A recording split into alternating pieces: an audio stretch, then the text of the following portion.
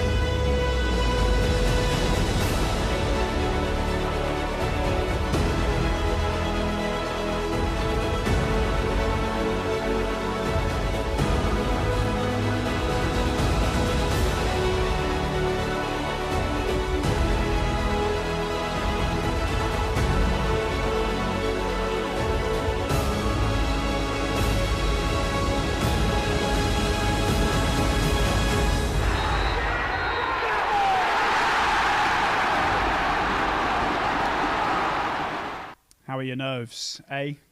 One of the biggest games of the season. Argyle up at Hillsborough to take on Sheffield Wednesday. Second against first. What a way to come back to league action for the Greens after 14 days away.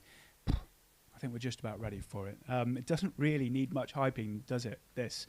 Thankfully, I've got a man in Brian McGlinchey who has a lot to talk about, and we'll be chatting through a lot ahead of kickoff. Team news is coming away in just a moment. We'll also get the views of Stephen Schumacher and Ryan Hardy, who you just saw scoring the opener in the win back at Home Park in October. And we'll also hear from Macaulay Gillespie on why he signed a new 2-year contract at Argyle as well. So lots to pack in. But Brian, 2 weeks off for the lads. They haven't played a game. We've almost been starved of football as Argyle fans. Yeah. Not a bad one to come back to, eh? Yeah, it's been far too long, hasn't it? Far too long. Yeah, what a game to come back to. And the fans making that effort, the amount of fans is pretty amazing, to be honest. So, yeah, it should be a brilliant occasion. And what a good game to play in. You mentioned the fans. 6:30 this morning, there was coaches outside of Home Park. You can see them now there, leaving, departing. You can see how many there are. Train strikes, difficult to get up to the north of England. Dedication from the Argyle support. Brian. It's brilliant to see, isn't it? Yeah, that's amazing. I saw social media this morning and the fans were really high spirits this morning. It's a really early start, isn't it? And, but yeah, it's testament to the support for Argyle today, but all throughout the season as well. But yeah, that amount of fans to go to Sheffield today is just pretty spectacular. And then when you add in the train strikes and different things, it's just even more impressive. Well, they'll be hoping for an Argyle win, obviously. We'll be hoping for an Argyle win. It's going to be tough. We'll get stuck into the nitty-gritty in a moment, Brian, but how much are you looking forward to? Yeah, I think it's they're obviously the two top teams in the division, aren't they? I think when Sheffield Wednesday came down to Home Park, it was a top game, wasn't it? It was a real two good teams at it. They've got really quality players. Bannon in the middle of the park in particular, he's one to watch. But we definitely held our own, and we show what a good side we are. And I think one of the things, reading the manager's sort of pre-match comments as well around, on our day we're as good as anyone in this division, and that's that confidence they've got to go on that pitch today and show them what they're all about. And I think as a player, to go out and be part of that atmosphere, you want to be part of it. This is why you this is the dreams of being a footballer. You play in these types of occasions. Yeah. Well, there will be some big atmosphere, that is for sure. We saw the Argyle support making their way up to Sheffield earlier this morning. Just under 4,000 Argyle fans, which is one of the biggest away followings in the league that we've ever had, I think. And 30,000 inside Hillsborough it's going to create some noise. Well, let's get stuck into it then. We've got a lot to get through, so we'll start with the team news, shall we? The all-important team news. Argyle making a couple of changes from their last game, the 4-2 win over Cheltenham Town. Sees Joe Edwards come back into the starting lineup, Brian, and also a first league start for Ben Waine. Yeah, we were talking off air when that's a big call, isn't it, for this, the type of game this is, and bringing him in. But obviously there's a game plan behind that. There's pace that they want to get in behind Wednesday. Yeah, they've got a lot of big lads at the back, haven't they? So maybe that's when you look at that front three, or there's lots of pace there for Argyle. So for me, it's with Wright there as well. So yeah, it's obviously that's the way they've gone, and they've got the option from the bench, but maybe with Hardy and Cosgrove, the more, sort of, I don't know, normal centre forwards, as you go for some of the bit of maybe height and pacing behind as well with Hardy. Yeah, we'll talk about the striking options in a moment, because it's interesting. There's plenty to choose from Stephen Schumacher. He's opted for Ben Waine today. From what you've seen of him, and there's been limited amount of game time. There hasn't been a lot of game time for him. He started against Bristol Rovers in the Papa John's Trophy, scored. Yeah. He's then had cameo appearances from the bench. What have you made of his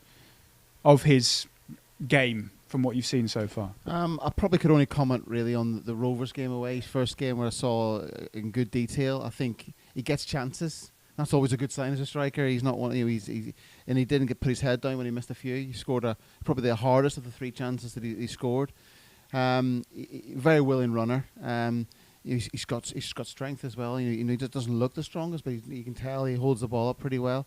And I did sort of hear that they played an in-house game during the week, so he's obviously impressed in that, and the manager's obviously gone with him for that. So he's had a chance now to see them for a couple of weeks in training, intense training, and that's sometimes you earn that right to play from your training sessions, and he's obviously got the nod. Well, let's have a look at the 11 that Argyle are up against then. Darren Moore's also made changes to his side. They were in action last weekend in the FA Cup against Fleetwood. They held to a 1-1 draw at Hillsborough, so they'll have a replay in midweek to determine whether they will be in the 5th round of the FA Cup. But the changes are poignant because it sees George Byers and Barry Bannon come back into the starting lineup. 2 players that have missed. Well, Bannon's missed the last month with an injury. Byers has been in and out of the side with a knock to his ankle. But Brian, he is the obvious one. Whenever we talk about Sheffield Wednesday, Barry Bannon is the first name that you start talking about. He has been out for a while, but it must be massive for Wednesday to have him back captaining the side. Yeah, the fact that he's gone straight back in after a month out tells them how important he is to them. The thing about Bannon for me, he always looks like he's got time on the ball. No matter how congested the game is, he seems to always take that touch to give him that sort of make that pass. So we've just got to be really mindful of that. But I think the 2 guys in the middle of the park we've got with Matete and Houghton there, that's maybe a big part of their jobs to maybe be really close to Bannon in the game.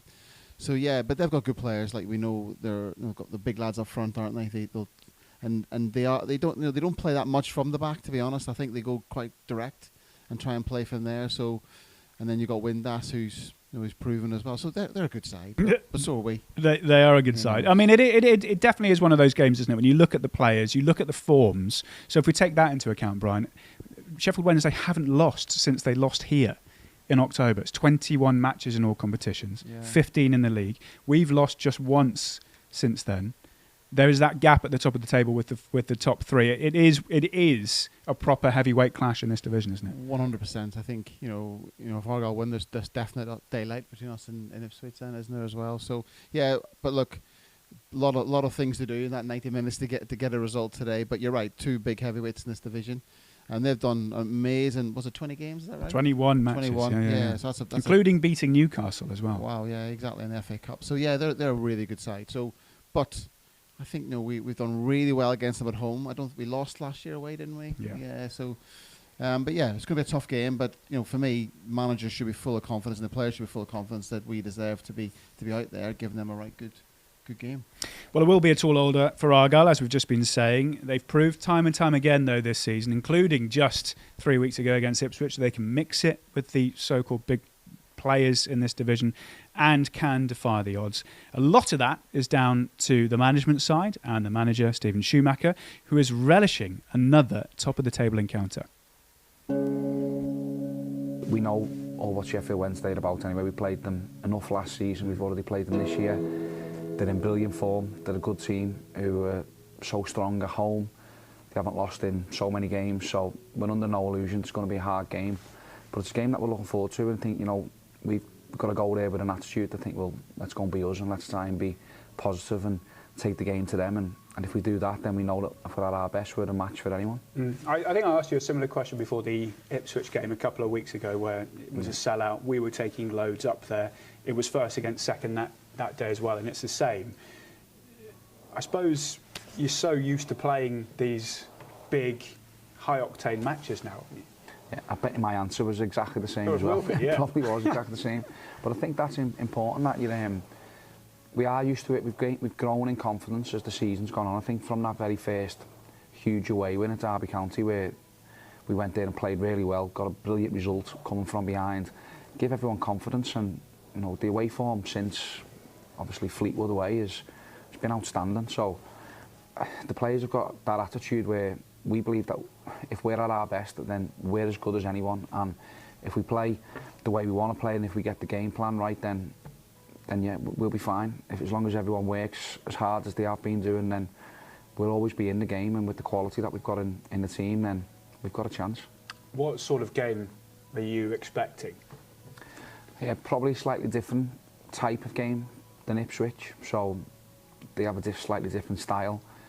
They don't play out as much from the back as what Ipswich do, although they can still build. They're a little bit more direct because they've got two centre forwards up there who cause you real problems. So slightly different tactically, but yeah, we're understanding that it's going to be backs to the wall at times. We've got to deal with them. We've got to deal with the crowd. You know, deal with the occasion of a top of the league clash, and then they're going to have a plan as well when we get it. And how can we hurt them? What can we do to exploit what they're not great at? So we know it'll be a hard game. We're not going there thinking we're top on it. This will be fine. It won't be far from it. So we'll have to be really good to get anything from the game. Just on the crowd as well, I can't remember a bigger amount of away fans we've taken to a league game in a very, very long time. I can't think of many. We've done this, 3,700 in a 30,000 seater stadium where they'll have big support. Again, we've played a couple of games like this, but just for you, what will that be like? How can you get your messages across? Yeah, it's going to be loud. So that was a consideration. You've got to pick players who know what they're doing, because some of your messages that you're trying to get on, you can't because of how loud the crowd is. It's tough. My voice is probably going to go after the game, I'm sure.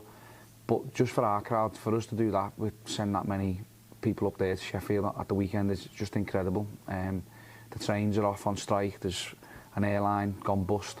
The flights have been cancelled. So, yeah, I'm sure every coach, every minibus, everyone who can drive, who doesn't want to drink, will be driving to Sheffield, and can't thank them enough for their efforts. And we will, obviously the players, we don't need telling. They see it as soon as we pull up at Hillsborough. Our fans are there. And as soon as they go out for the warm-up, they're there. And when we come out before the game, it'll be an amazing feeling. So I know that they'll put in a performance for them.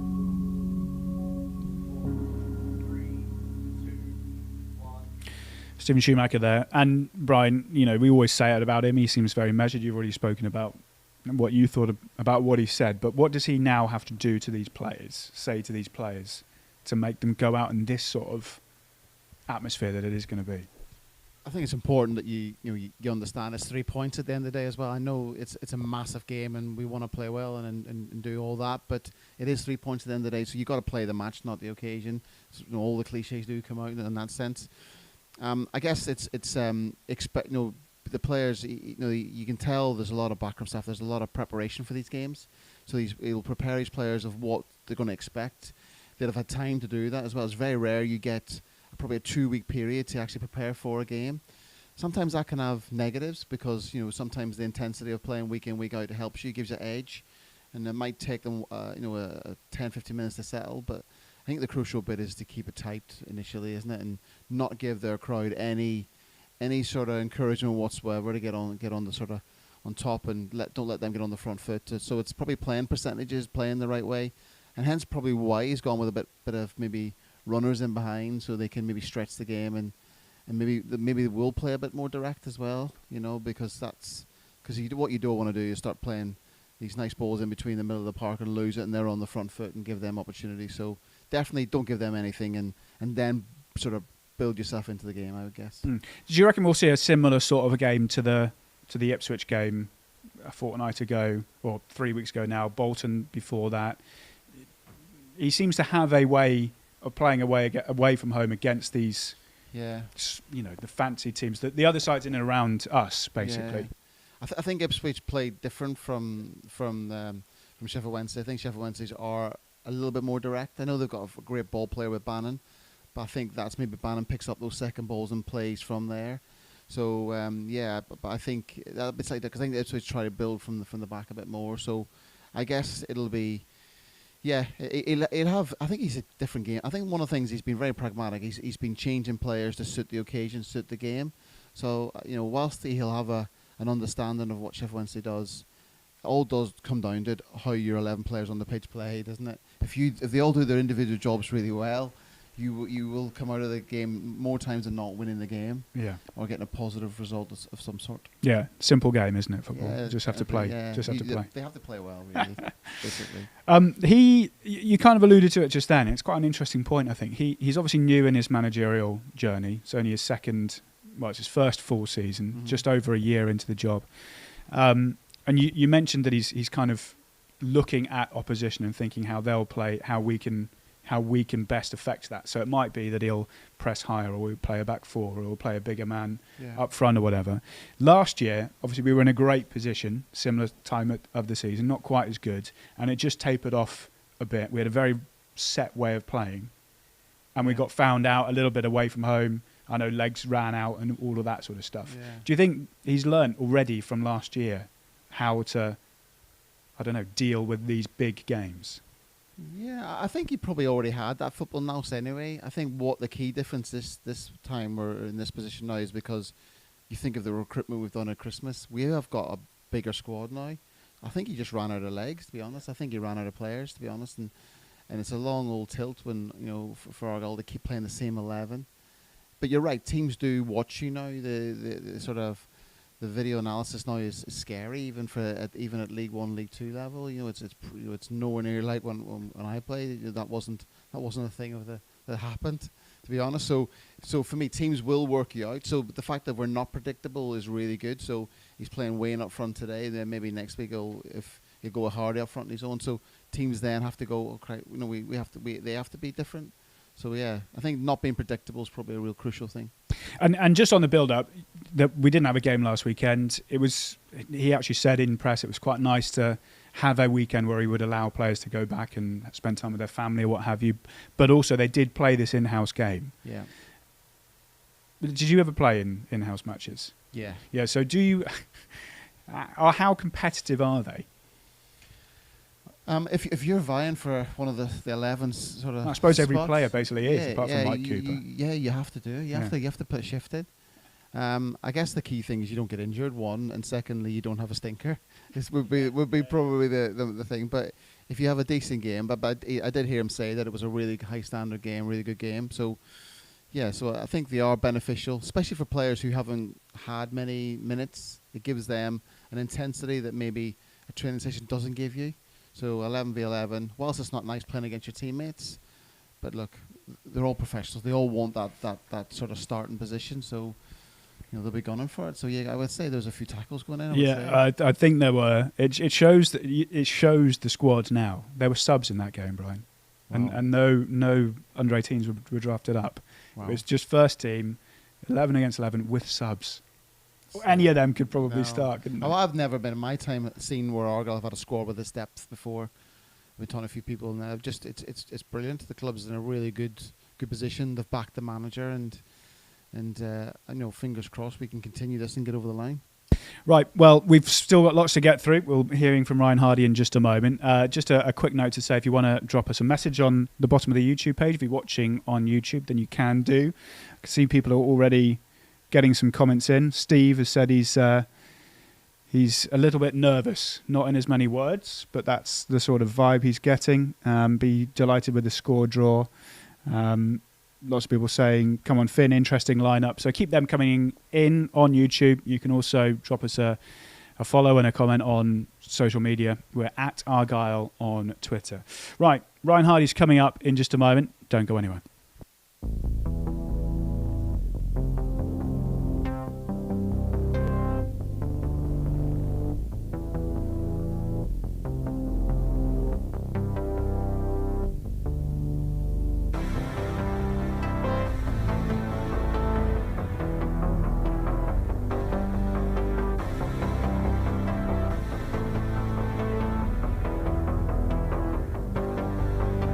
Bad ball in, good goal, Borja.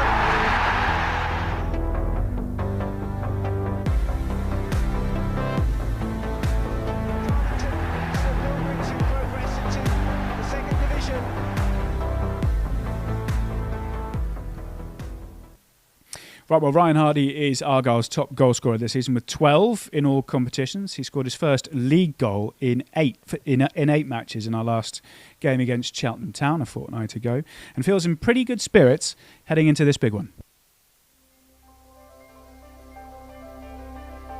This weekend, if I get one, it'll be unreal. As you say, in the kind of atmosphere it'll be, the kind of game it'll be. It's the games that you do want to score in, so I'm ready for it, so just looking forward to getting into it. You were always pretty confident about it, but you've scored in the last league game. You scored in the Papa John's Trophy last round as well. How confident are you in? Yeah, I went on a bit of a slow patch there, so as you say, I've scored in a couple of games now. But when I was going through that stage, I never even thought of it, that I hadn't scored, so I still felt like I was playing well. The gaff had full trust in me. The boys had full trust in me. Like, I was bringing other things to the game other than goals, so as you say, I'm a confident player. And when I did go through that stage where I'm not scoring as much, I was still thinking that I would score the next chance I had. So I think it showed after out switch. I missed an absolute sitter and then bounced back straight away. So it was important for me to do that after missing the chance.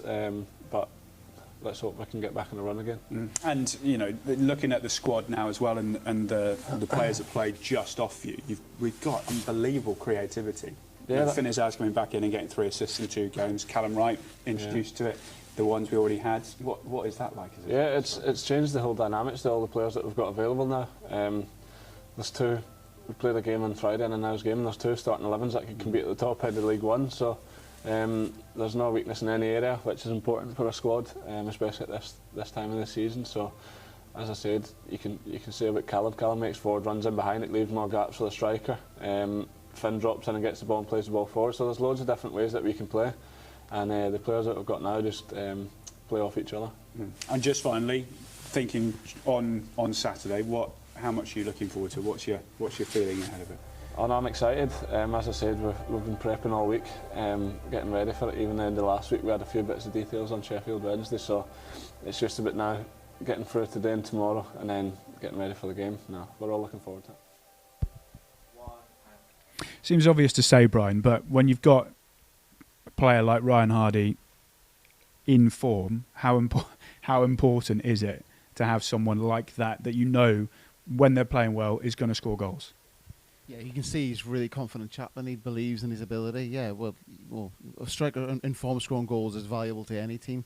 That's the hardest thing to do in football, is to score goals. And what I like about him, he's had few ups and downs where he's missed like the penalty against Chelsea, but I think the very next game he scored was a hat-trick away. Yeah, Crew, yeah. And then he obviously talked about the chance at Ipswich as well. So he doesn't like things affect him, but yeah, he's invaluable. And he talks around how big the squad is, doesn't he, and the competition for places and different types of players. And he made a really interesting comment about players running behind that gives then strikers more space. So I think we've got a real good sort of a mix of strikers. They do different things, and it's that's a real good quality they've got. So hopefully all the strikers will have a good end of the season. If that happens, we will be successful. Yeah, it is absolutely that. He is a confident guy. Confidence is a is a key thing. We'll look at some of his goals here. The one thing that I took away from the chat with him was that he feels he has more to his game than just what we're seeing now, which is his pace. Now, obviously, this is a massive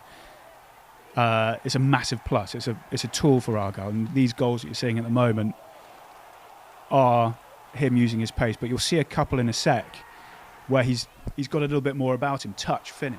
Yeah. Important to have that. He seems to have added that. Yeah, he has. To be fair, he's you looking at those goals there. He's going a whole different range of goals.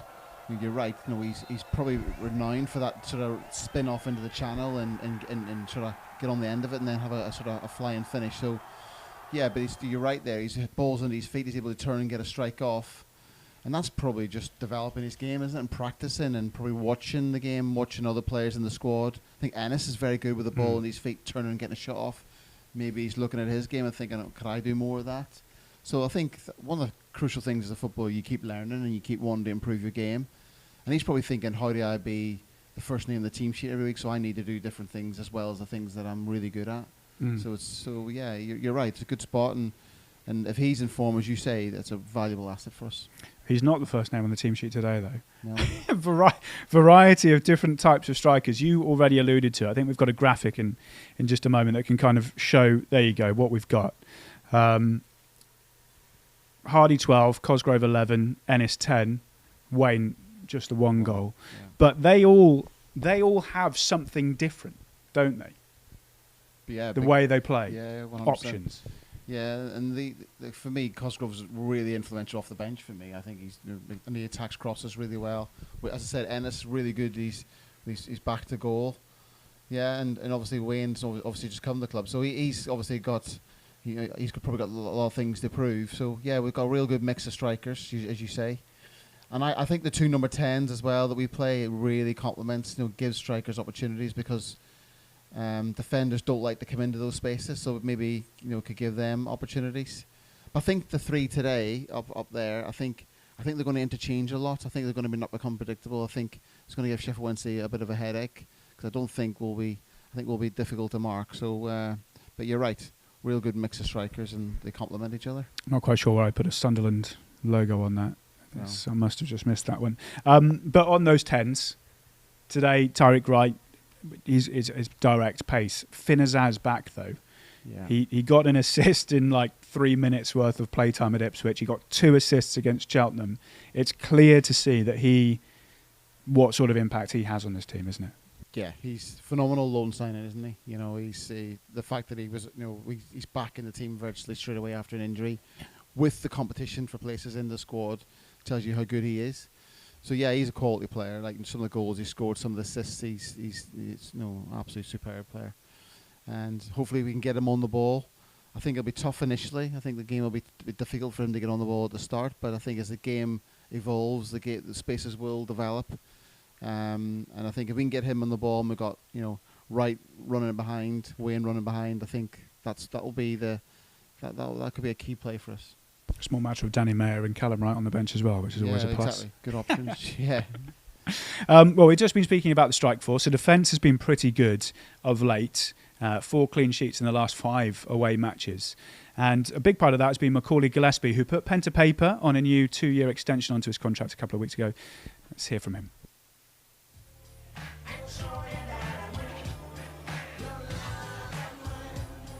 Buzzing to be staying here for another 2 years. I just think the club itself's a good forward-thinking club. It's going the right direction in it.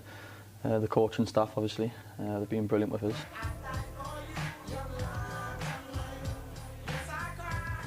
Of course, Conor Grant is a dangerous one. He's in. Argyle has scored. I think my teammates as well, they've been brilliant. Like, it's a good group of lads. And I just don't see the reason why I'd want to be elsewhere. Enjoying football here and the fans, obviously, like when you're playing at home park and even the away fans, it's brilliant. There's a good following in it, so why wouldn't I want to be staying at Plymouth? Bit of a slow start, I'd say, but I feel like I'm getting there now. I feel like there's still a lot more to come, which I'm looking forward to showing everybody what I can do for the next 2 years. I think we've got to be positive and go for it this year, which we are, aren't we? Trying to get promoted, and hopefully we can finish top. If not second, we'll take it there. But now that's the aim. I think as a group of lads, like we're ambitious and that's where I want to be. Quietly going about his business, I think, Macaulay Gillespie. He, even by his own admission there, Brian, said it was a bit of a slow start beginning of last season. Some of his numbers this year, 9 clean sheets of the 19 matches he's played. And it's that bottom one, successful long passes per match. Seems like a very rogue stat to chuck in. But he is that sort of player. And he gets, we're talking about Hardy going in behind, that he quite often starts those attacks. He's got a wonderful left foot for me. I think he's probably got, for me, the best left foot in the club, really, the way he passes the ball. I think he's got that little whip into that channel, which and it holds up as well. So yeah, I think you're right. He admitted himself. He's probably but he's come. Where did he come from? Was it Australia? Or Brisbane Roar. Yeah, so he's come to obviously back into the UK to play at this level. So he's probably had time to adapt.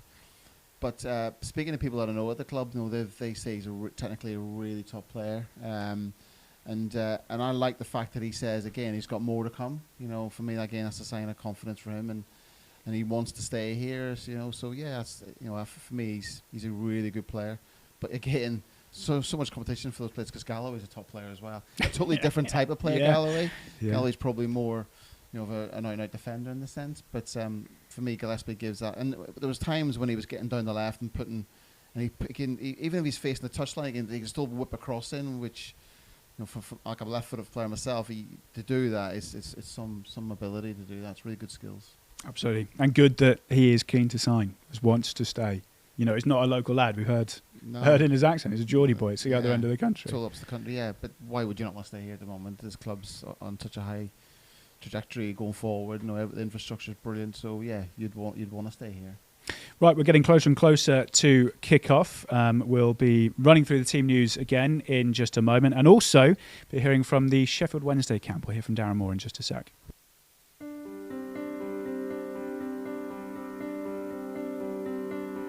Can you pledge 35 hours for Project 35? Pledge 35 hours for Project 35. Pledge 35 hours for Project 35.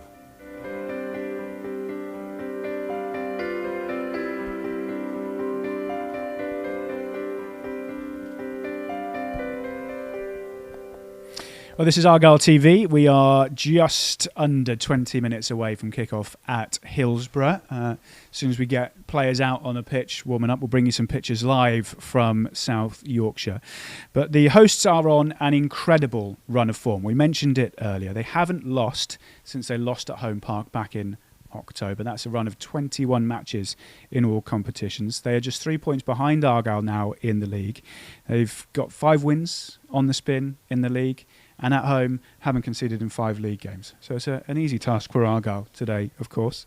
They also could well be in the last 16 of the FA Cup for a League One side. That is not bad going. Their manager, Darren Moore, has built quite some team over the last 2 seasons that he's been in charge, and is hoping that they can continue their fine form again with another win this afternoon. It's just about playing the game and not the occasion. The occasion is from the media and that it's first against second. What we're just doing as a professional group of players and staff, it's the next game. And it would have been the same message irrespective of who was playing tomorrow because it is the next game. And that's how we've treated the game. We know we're going to have to be at our level best, but we practice and train to be at the level best every single week to get better, and this is no different tomorrow. And they're a good team, we're a good team, both teams are head to head, almost probably on identical in terms of the form guide that we've been showing over a consistent basis over a long period of time in the game, but it stands for nothing because it's about turning the page and getting on with the job in hand, which is a really, really good game, and hopefully on paper it lives up to be that a spectacular game tomorrow. I've always said, since we came here and players were signed for the football club, you don't get to rest at playing for Sheffield Wednesday because of the expectation and the level and the demands of the crowd. So this is no different tomorrow, and that's why we've had such a wonderful, proud home record. Not just this season, but last season as well, really, in terms of it. And that says that, in terms of when we're at the S6, You know, there has to be a certain DNA with us in terms of what we expect from the group of players every single game. And what we expect from them is honing in on those values for the football club and for the players and what it means to play for Sheffield Wednesday. And I want the players to be passionate. We've got a wonderful, passionate support base here. And I want the players to be passionate. I want the players to be proud when they pull the shirt on. That playing for Sheffield Wednesday means so much. And for the supporters to identify that with the group of players. And I think with that, the players show that there's always a connectivity with the supporters and the players, because the supporters will always associate hard work and determination. And if the players have got that in abundance and they can add that to the ability that they've got, then it makes them a formidable team. He has done a good job this year, hasn't he, Darren Moore? I know they're one of the big teams in this league, Brian, but the expectation is clearly there. They've gone through a couple of sort of turmoil seasons. He seems to have turned it around. And the fact that 30,000 are going to be there today, good feel around the place.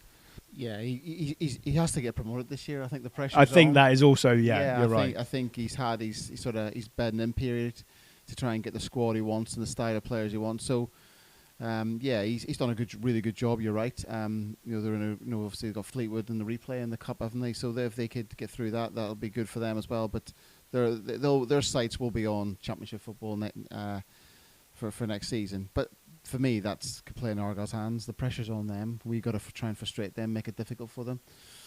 He's already talked about not playing the occasion. You got to play the game type thing, and his players will be very mindful of that. But they've done well. Let's get a quick reminder of the team use then, shall we? We'll start with Argyle. 2 changes made from the side that beat Cheltenham Town a fortnight ago, the last time that we were in action. They see Joe Edwards come back into the starting 11, Callum Wright dropping out to the bench, and Ben Wayne gets his first league start since arriving at the beginning of January. He replaces Ryan Hardy, who's on the bench. Jay Matete, Brian, he won the club's Player of the Month award for January. He's been pretty stellar, hasn't he, since he's come in? Yeah, really good player, good pedigree. It's given him obviously the loan. It's given him a chance to come and get first team football. He's made a real difference to us. Real good strength there. But I think obviously Randall didn't get the nod today. He's on the bench, but I think all the midfielders done exceptionally well. So it's he's made a big difference, and rightly so.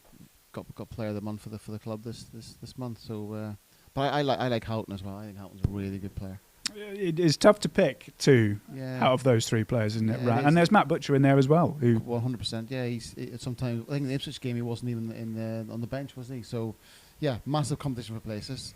But I think those 2 in there will be good, and then obviously Randall. Maybe come on, score a free kick like he scored last year at Hillsborough, didn't he? Absolutely, yeah. There's some live pictures from Hillsborough at the moment. Both sides warming up, as you can see, getting closer and closer towards kick-off. Argyle fans housed to the left-hand side of that picture, and they'll have most of the Leppings Lane end. Let's have a look at the Sheffield Wednesday side then. They were in action last weekend, a 1-1 draw in the Cup against Fleetwood, as you were saying, Brian. They've made 4 changes to their sides. Barry Bannon and George Byers coming back in. Smith also starting up top, one of their summer signings who got promoted last season, of course, with Rotherham. And Aidan Flint at the back, first start for him, league debut, on loan from Stoke. Big unit, Aidan Flint, Brian. Yeah. He's come in what is already a very, very good, strong defence. He's 6'3", isn't he? Possibly even bigger than that. Maybe I saw a picture of him, and he does look a bit of a unit, to be fair. He's very experienced as well. Played over 400 games or whatever. So he's a quality sort of loan signer for them. And they've got height all around the pitch, haven't they? So yeah, they're going to be maybe a bit of a threat from set pieces, I would guess. That'll be a big part of their play. But decent side, but we can hold our own here. It isn't completely full now, as you can see. Still 20 minutes to go until kickoff. But the atmosphere is going to be probably a big part in how this game goes today, isn't it? Do you think? Yeah, but I think dealing with it. Yeah, I think I think at this level now, players get used to that and they can enjoy it. And they'll probably rather than fear it, they'll probably embrace it. Do you know what I mean? To try and drive them on, if I'm honest. I think if you're a professional footballer and you don't enjoy these types of occasions, then you shouldn't be there, really. So, but what you can't do is, is just let it affect you and your game go to pieces. And I don't think any of the Argyle lads will let that happen. Well, they've had it, hadn't they? Ipswich 3 weeks ago was a full house. They've almost sat out every single home game here. Yeah, they're used to it. Yeah, of course. And they'll just enjoy the occasion. For me, the best games are when you're playing in front of a full house and there's that expectation for you. It gives you that extra 10%, that edge that you need. If Argyle avoids defeat today, Brian, they will set a new club record of successive away matches in the league without defeat. Currently on 12, which is level with the 2001-2002 team, which you were involved in, promotion winning. That was 12 matches. It's 12 matches currently in the league. Club records on the line. Wow. I hope they beat it. Really do you know who beat you that season? If I said it was from the start of the season, October through till December, away from home, obviously the year... Scunthorpe away. It was Scunthorpe away? Yeah. Good memory. It was snow on the pitch, I remember it.